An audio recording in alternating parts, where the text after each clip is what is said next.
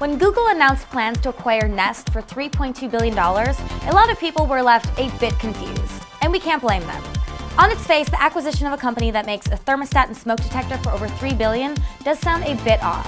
It might not be the craziest idea Google has ever had, though, and here's why. The first reason is that Nest marks one of the most truly successful entries into the connected home arena. The concept of the connected home is something that everyone is pretty certain is going to become a big thing at some point, but up until now, it's been a tough egg to crack. Most of the implementations so far have either been too expensive or too complicated to set up. Nest is one of the first companies to really break through from the tech-savvy DIY crowd into the full-blown mainstream, and this could prove to be a very pivotal point in an emerging market. Google believes that Nest is onto something, and getting into the space before it blows up is a pretty big priority. It's a lot cheaper to get in at the ground floor in an emerging space than it is to break new ground once the market has already been established. Just ask the makers of Zune for one. And speaking of MP3 players, this brings us on to our next point.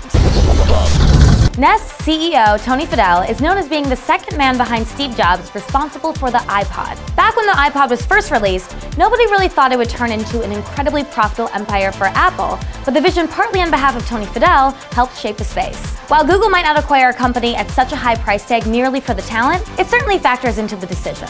When you have someone with a proven track record at one of Apple's biggest competitors, and he's put all his eggs in Nest, it starts to look like a little less crazy of a move. For all we know, other competitors may have been eyeing Nest as well, and this move could have been preemptive to secure the company and the space early on.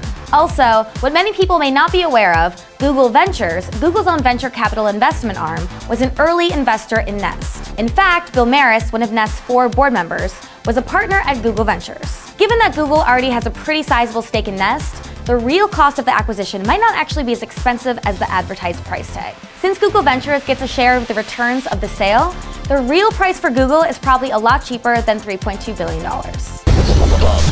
And finally, Nest marks yet another purchase into emerging fields of hardware.